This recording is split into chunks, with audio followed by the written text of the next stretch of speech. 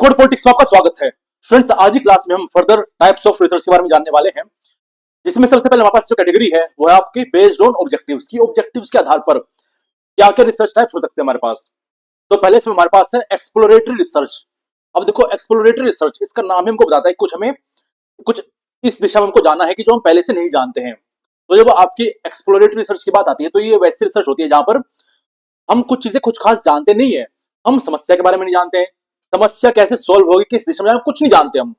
इसका उद्देश्य ये कि हम जाने कि हम कर क्या रहे हैं, जा किस तरफ रहे हैं, तो उस रास्ते को ही खोजना आपका एक्सप्लोरेटरी रिसर्च कहलाता है। अब आप बोलोगे सर, खोजना ही तो रिसर्च होती है, तो एक्सप्लोरेटरी क्या है? तो ये कुछ ऐसा है स्टूडेंट्स कि मान लीजिए आपको कहीं पर कोई स्ट्रक्चर मिला है, जैसे सिंधु घाटी सभ्यता का कोई शहर मिलना शुरू हुआ है। अब आपने ना शहर खोदा है, कुछ भी नहीं किया है, लेकिन आपने देखे कहां कुछ ईंटें हैं और ईंटें नीचे दीवारें बना रही हैं और ऐसे थोड़ी दूरी पर भी है, तो आप समझ जाओ कि भैया कुछ ना कुछ तो है नीचे। तो अब आप जो वहां पर काम करना शुरू करोगे ना, वो आप वहां पर कर रहे हो एक्सप्लोरेटरी रिसर्च, जहां पर आप कुछ खास जानते नहीं उस जगह के बारे में। वहां पर क्या था, क्या बना, कब था, कुछ नहीं जानते। थोड़ा बहुत तो जानते हो कि इस पे कुछ करना पड़ेगा, और आप अब खोदना शुरू कर रहे हो, खोद रहे हो, खोद रहे हो, खोद रहे हो, चीजें निकल कर आती जा रही हैं और धीरे धीरे रास्ता क्लियर होता जा रहा है। अब देखो, इस प्रकार की रिसर्च में पहले आपने निर्धारित नहीं किया कि आपको नीचे खंडर ढूंढना है, आपको नीचे शहर ढूंढना है, आपको नीचे पता नहीं क्या ढूंढना है। बस आपने ढूंढना शुरू किया, ये बात से अनजान की नीचे क्या हो सकता है, बस कुछ तो होगा ये सोचकर कि हमें एक्सप्लोर करना है। ठीक है, अन्वेषणात्मक, इसे हम कहते हैं अन्वेषणात्मक अनुसंधान। Conducted when the problem is new, कुछ नहीं हो, या फिर नॉट क्लियरली डिफाइंड। जैसे हम अगर स्पेस में जाते हैं, स्पेस एक्सप्लोरेशन करते हैं कि स्पेस में जाकर के कोई नया प्लेनेट है अर्थ जैसा। अब वहां पर हमको नहीं कुछ नहीं पता कि प्लेनेट है या नहीं, कुछ नहीं पता, लेकिन हमने बस चलना शुरू किया ब्रह्मांड में और चलते गए तो क्या होते हैं, एक्सप्लोरेटरी मिशन होते हैं आपके। अब इसमें फायदा ये होता है, इसमें आप ये करते हो कि आप शुरुआती समय की, शुरुआती स्टेज की, इनिशियल स्टेज की अंडरस्टैंडिंग प्राप्त कर लेते हो कि हाँ चल क्या रहा है। एटलीस्ट आपको ये तो पता लग ही जाता है जब आप काम करना शुरू करते हो, और बस इसी पर आधारित फिर आगे काम होना शुरू होता है। कि जैसे जैसे पहले पता लग गया कि कुछ दीवारें थी, हमने खोदना शुरू किया तो पता लगा कुछ शहर जैसा तो कुछ था। अब हमको एक्सप्लोरेशन हमने कर ली कि पता लग गया कि क्या है यहाँ पर। अब इसके ऊपर सारे काम होंगे, चाहे वो डिस्क्रिप्टिव हो कि भैया शहर मिला, ऐसा मिला, एनालिसिस होगा, एनालिटिकल रिसर्च होगी कि भैया इसका इस ये संबंध है। फिर आपका इसके बाद जो एक्सप्लेनेटरी आएगी, जो एक्सप्लेन करेगी जो आपने एनालाइज किया संबंधों को, इक्वेशन को, उसका व्याख्यान भी तो करना पड़ेगा ना आपको बाद में आकर कि ऐसा इसलिए हुआ था, तो वो आगे आएगा हमारे पास। तो ये सारी चीजें इसके ऊपर बढ़ेगी आपकी जब हम एक्सप्लोर करके आगे बढ़ जाएंगे। Example, exploring the concept of digital activism in India. देखो, डिजिटल एक्टिविज्म काफी नई शब्दावली है कि डिजिटली सोशल मीडिया के माध्यम से, इंटरनेट के माध्यम से कैसे आप सक्रियता दिखा सकते हो राजनीति में, फिर किसी भी रूप में। तो इस कॉन्सेप्ट पर काम करना, इसको एक्सप्लोर करना कि जहां तक कहां तक है, कहां तक सीमित है, ऐसा कुछ है भी या नहीं है, तो एक्सप्लोर कर रहे हो आप। Then studying new forms of political protest, कि नया प्रकार का, एक प्रकार से आप विरोध का अध्ययन कर रहे हो, राजनीतिक विरोध का अध्ययन कर रहे हो कि ऐसे भी विरोध होते हैं क्या। अब आपको नहीं पता होता है नहीं होता, किसी को नहीं पता, लेकिन आप ढूंढने के प्रयास में होगी कुछ मिल जाए, कुछ नया। दूसरा स्टूडेंट्स आपका इसमें आ जाएगा एक्सप्लेनेटरी रिसर्च। अब देखो, एक्सप्लेनेटरी रिसर्च में देखिए हम एक्सप्लेन करते हैं कि ये कारण प्रभाव क्या थे, ऐसा क्यों हुआ, वैसा क्यों हुआ। अब आप इसे बोल सकते हैं सर आपने एनालिटिकल विश्लेषणात्मक में भी तो यही कहा था कि ऐसा क्यों हुआ, वैसा क्यों हुआ, और आप यहां पर भी यही बोल रहे हो कि एक्सप्लेनेटरी में कि कारण प्रभाव का बताओ कि इसके कारण से ये प्रभाव पड़ा, ये सारी चीजें बताओगे। लेकिन स्टूडेंट्स इनमें अंतर है। अंतर कैसे है? अब वहां पर क्या था कि वहां पर हम देख रहे हैं कि हाँ दोनों में संबंध है नहीं है, एनालाइज कर रहे हैं कि रोड का टर्न का क्या स्पीड पर प्रभाव पड़ता है, या पड़ा प्रभाव या नहीं पड़ा, तो एनालाइज आप वहां पर कर रहे हो। लेकिन एक्सप्लेनेटरी में क्या है कि जो प्रभाव पड़ा उसको आप आगे रख रहे हो आगे जाकर। ठीक है, कि ये क्यों हुआ ये आपने आगे रखा, इसका आपने आंसर किया, उसमें आपने एक्सप्लोर किया था, उसमें आपने देखा था कि इक्वेशन क्या बैठ रही है, लेकिन यहां पर आप आंसर कर रहे हो लोगों को। ये कुछ ऐसा है कि मान लीजिए आपने घटना स्थल पर गए, वहां पर देखा कुछ घटना हुई, तो जब घटना हुई तो एक बंदे ने उसका डिस्क्रिप्टिव रिसर्च किया, उसके आधार पर किसी दूसरे व्यक्ति ने उसका विश्लेषणात्मक अनुसंधान किया कि भैया दो कार थी, ऐसे ठुकी, इतने एंगल पर थी, ये था वो था, सिल्ट बेल्ट नहीं थी। इसका आपने विश्लेषण किया, विश्लेषण करने के बाद आप करोगे एक्सप्लेनेटरी रिसर्च की, उसको अब एक्सप्लेन भी तो करना पड़ेगा ना, ऐसे थोड़ी करके बैठ गए बस, नहीं एक्सप्लेन भी करना पड़ेगा। तो वो आपकी ये पड़ जाएगी कारण प्रभाव को एक्सप्लेन करना, आंसर करना। एग्जाम्पल कि poverty, why does poverty influences voting behaviour, की पॉवर्टी वोटिंग बिहेवियर कैसे प्रभावित करती है, इसको जब आप एक्सप्लेन करोगे ना, बताओगे, तो आपका एक्सप्लेनेटरी रिसर्च हो जाएगा। लेकिन जब आपको बोला गया कि पॉवर्टी और वोटिंग बिहेवियर में क्या संबंध है, इसको आप ढूंढने बैठोगे, तो आपका एनालिटिकल रिसर्च कहलाएगी, विश्लेषणात्मक रिसर्च कहलाएगी, वो अनुसंधान कहलाएगा। देन दूसरा, how does media affects election outcome, की मीडिया इलेक्शन आउटकम को कैसे प्रभावित करती है। इसका आप आंसर जब करोगे ना तो एक्सप्लेनेटरी एक्सप्लेन कर रहे हो, लेकिन अगर मैं बोलता हूं मीडिया और इलेक्शन में कुछ संबंध है क्या, तो इस पे आप करोगे विश्लेषणात्मक एनालिसिस करोगे। इसके बाद स्टूडेंट्स आपका है बेस्ड ऑन टाइम, कि समय के आधार पर हम जब वर्गीकरण करते हैं रिसर्च का, इसमें हमारे पास मुख्य रूप से दो आ जाती है, क्रॉस सेक्शनल रिसर्च और लॉन्गिट्यूडनल रिसर्च। तो एक एक करके देख लेते हैं। सबसे पहले आपका क्रॉस सेक्शनल रिसर्च है। अब देखो क्रॉस सेक्शनल रिसर्च होती क्या है, इसका नाम ही आप देख लीजिए, क्रॉस सेक्शनल या फिर क्रॉस सेक्शन। क्रॉस सेक्शन का मतलब ये होता है कि जैसे मान लीजिए कोई पाइप है ना, कोई राउंड पाइप है, कोई सिलेंड्रिकल पाइप है, और उसको आप नाइफ से काट दे दो बीच में से। अब जब आपने काटा ना तो आपने उसको क्रॉस सेक्शन काटा, मतलब एक पॉइंट से आपने उसको काटा, आपने उसको लंबा नहीं काटा कि मान लीजिए कोई बड़ा पाइप था पास, आपने उसको हॉरिजॉन्टली नहीं काटा कि शुरुआत से लेकर आखिर तक कट ही गया हो, नहीं, आपने किसी एक पॉइंट को लिया वहीं से काट दिया उसको। ये क्या होगा, इसे हम कहते हैं क्रॉस सेक्शनल।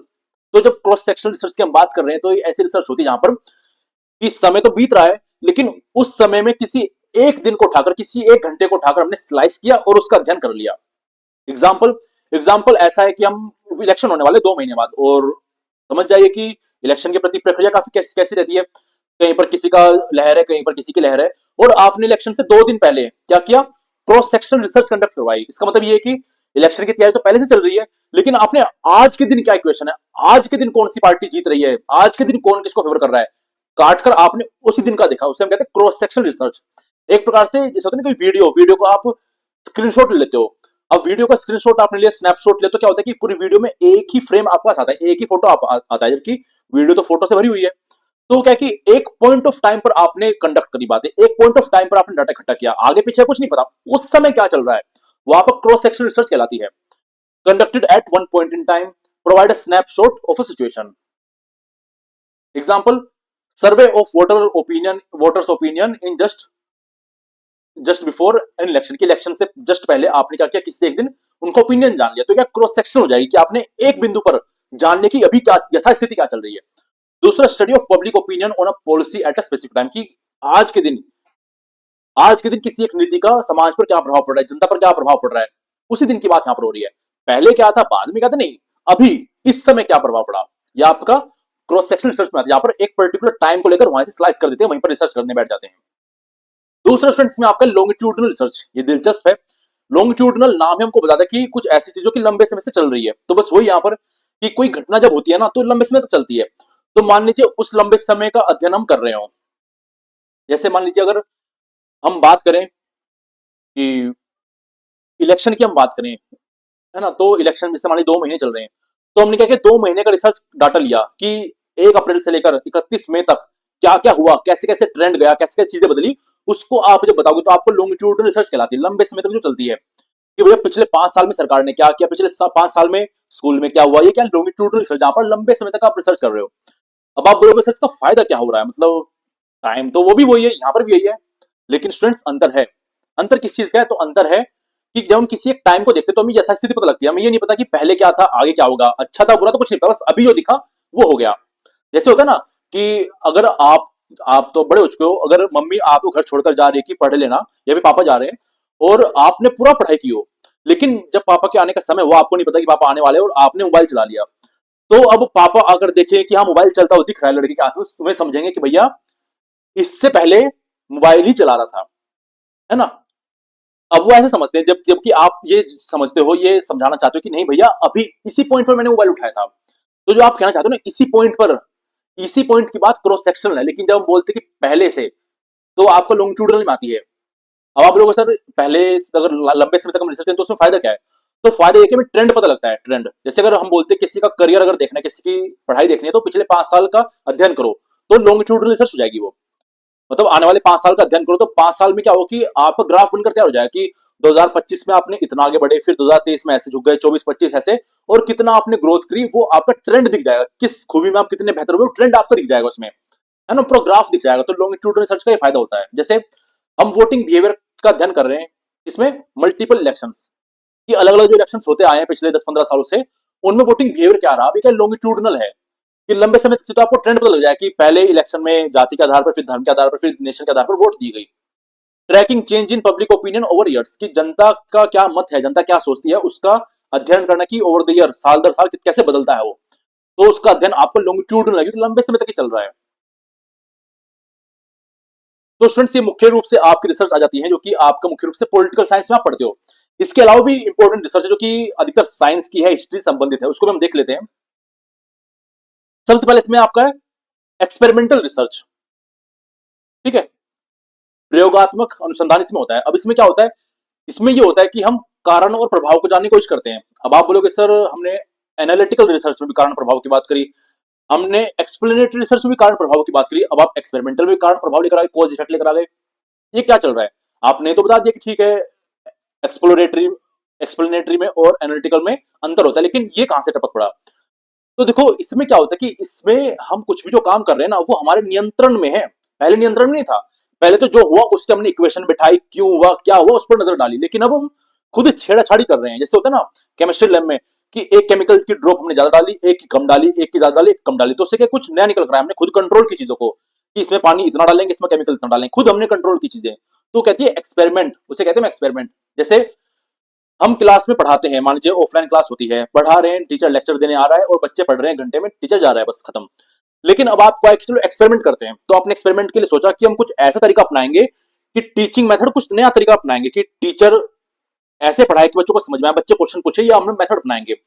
लेकिन अब क्या हो कि आपको इसमें ये करना है कि पता लगाना है कि टीचिंग का क्या प्रभाव पड़ता है आउटकम पर, प्रभाव क्या पड़ता है आपके स्कोर पर, ठीक है। तो ठीक है, ये तो अच्छी बात है, लेकिन आप जानते हो स्टूडेंट्स की एक ही चीज प्रभाव नहीं डालती कभी रिजल्ट पर। रिजल्ट पर प्रभाव डालते कि माता पिता क्या सहयोग कर रहे हैं, घर में शांति है नहीं है, हेल्थ कैसी रहती है। अगर हेल्थ सही नहीं है तो फिर कैसे पढ़ पाएगा इंसान, ट्यूशन लगे हुए नहीं लगे हुए, मेहनती है नहीं है, और फिर टीचिंग मेथड क्या है जिसे समझ में आती चीजें, ये सारी चीजें मिलकर रिजल्ट लेकर आती है। लेकिन आपको तो देखना है कि भैया टीचिंग मेथड अच्छा है या बुरा है, तो आप क्या करोगे? आप कुछ ऐसा करोगे कि जो चीजें प्रभावित करती है उस व्यक्ति को या फिर उस क्लास को, उसको आप हटा दोगे, उसको आप कांस्टेंट कर दोगे। कांस्टेंट मतलब ये मानकर चलो कि वो प्रभावित ही नहीं करती है, या फिर उनको आइडियल कंडीशन दोगे बस ये टेस्ट करने के लिए कि आपका टीचिंग मेथड नया वाला कैसा है। तो देखो आपने यहाँ पर क्या किया, आपने कंट्रोल किया, कैसे? दूसरी चीजों को कांस्टेंट कर दिया, दूसरी चीजों को ये मानकर चले फिर उसको वाइप आउट कर दिया कि ये तो होती नहीं है।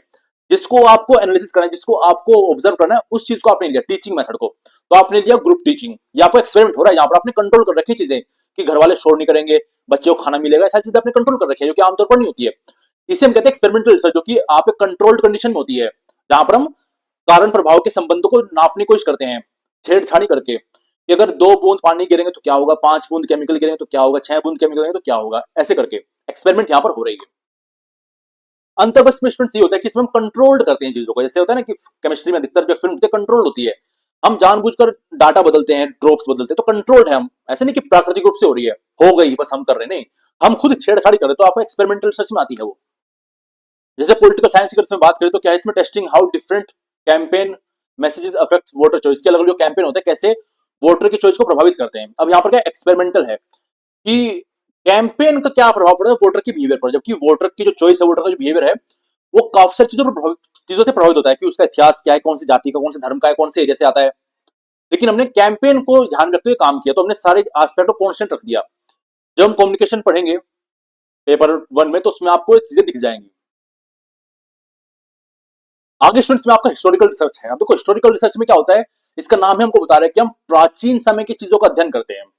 प्राचीन समय की वस्तु भी हो सकती है, प्राचीन समय का रिकॉर्ड हो सकता है, प्राचीन समय के डॉक्यूमेंट कुछ भी हो सकती है कि प्राचीन समय में क्या था, है ना, उसका आज पर और भविष्य पर क्या प्रभाव पड़ता है, ये उसको कैसे समझ सकते हैं। तो उसके लिए आपको हिस्टोरिकल रिसर्च आती है। जैसे आप किसी मंदिर में जा रहे हो, मंदिर पर अध्ययन कर रहे हो, इतिहास में क्या था, कितनी ख्याति थी, कब बना, कैसे बना, किसने तोड़ा, ये आपका हिस्टोरिकल रिसर्च है।